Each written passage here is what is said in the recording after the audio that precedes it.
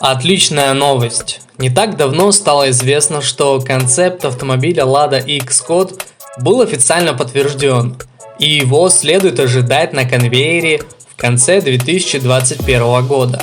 По его словам, в модельном ряду новинка займет место между Калина Кросс и X-Ray. Напомню, что прототип Lada X-Code был представлен на московском автосалоне еще в 2016 году. Автомобиль построен на французской платформе B0. Концепт сохранил стилистику хэтчбека Lada X-Ray, но отличается от него более агрессивным внешним видом. Всего в ближайшие 5 лет АвтоВАЗ планирует представить 8 новых автомобилей, куда войдет X-Code и Lada 4х4 NG. Кроме того, в тот же промежуток времени компания выпустит 4 рестайлинговые версии уже существующих моделей. С 2021 по 2022 год с конвейера завода сойдут еще 3 новых машины. Плюс к тому, одна пройдет рестайлинг. В период с 2023 по 2025 год АвтоВАЗ выпустит еще 3 новых автомобиля и столько же обновленных моделей. Lada X-Ray не пользовался успехом автолюбителей, потому что на деле оказался далеким от концепта по техническому, а также опциональному оснащению. Теперь на авторынок выйдет полноценная версия кросса X-Code. Компания АвтоВАЗ настроена реализовать патент 2016 года. По заявлению специалистов, АвтоВАЗ в неделю может производить 2500–3000 транспортных средств.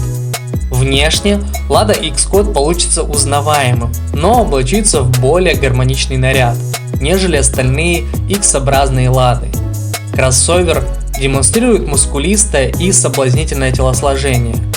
Пестрящее большим количеством перекрестий, фирменные иксы нанесены не только на радиаторную решетку и рельефные боковины, но и вписаны во фронтальные фары. Со всех ракурсов без исключений выглядит автомобиль красиво и притягательно. Правда, по пути на конвейер он может лишиться своего шарма. Современные пропорции X-Code, наряду с компактными свесами, обтекаемым профилем и высокой подоконной линией, формируют стильный и выразительный внешний вид, подчеркивающий силу и одновременно легкость автомобиля. Характерные X-образные формы легко читаются в решетке радиатора и алюминиевых элементах переднего бампера. Наклонные фары, являясь продолжением решетки радиатора, делают автомобиль визуально шире. Задние фонари также имеют визуальную связь с X-образными формами и являются продолжением стойки S, выполненной в форме акульего плавника. Элементы боковины кузова выделены за счет добавления объема. Наружные ручки задних дверей удалось спрятать за счет их переноса в вертикальное положение в черную область дверной рамки. Увеличенный размер колес и дорожный просвет делают X-Code более практичным. Цветовые акценты под белую керамику на передних стойках, продольных боковых балках и заднем спойлере в сочетании с глянцевой черной крышей создают заметный контраст ярко-желтым цветом кузова. По заявлению автолюбителей, это транспортное средство может быть довольно успешным. Конструкция крыши создает дополнительные возможности по персонализации автомобиля и способствует улучшению аэродинамической эффективности. Завершает абсолютно гармоничный дизайн всего концепта выразительный задний бампер. Габаритная длина автомобиля Lada X-Code не превысит 4 метров, а его колесная база уложилась в 2,5 метра. Других характеристик автопроизводитель пока не разглашает. Внутри X-Code не похож ни на одну из нынешних моделей АвтоВАЗа.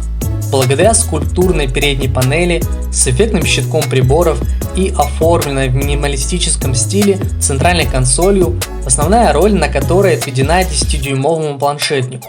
Здесь будет установлен с завода Lada Connect с доступом в интернет, активный круиз, технология автоматической парковки, дистанционное управление, навигатор, камера заднего вида, а также поддержка CarPlay и Android Auto.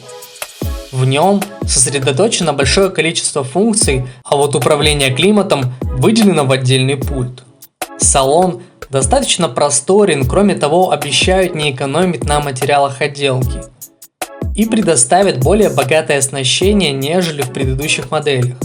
Ожидается, что автомобиль помимо атмосферных бензиновых двигателей и переднеприводных трансмиссий, как, например, 122-сильный мотор объемом 1,8 литра, который сейчас устанавливается на X-Ray с роботом, получит турбированные силовые установки и автоматически подключаемый полный привод.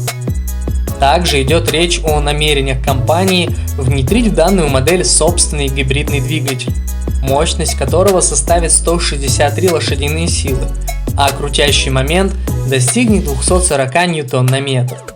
Использование турбомотора будет первой попыткой внедрения такого двигателя на серийную «Ладу». Сведений о том, какой именно электромотор будет использоваться в составе силовой установки, пока нет, как и нет подробностей о прочих электрических компонентах.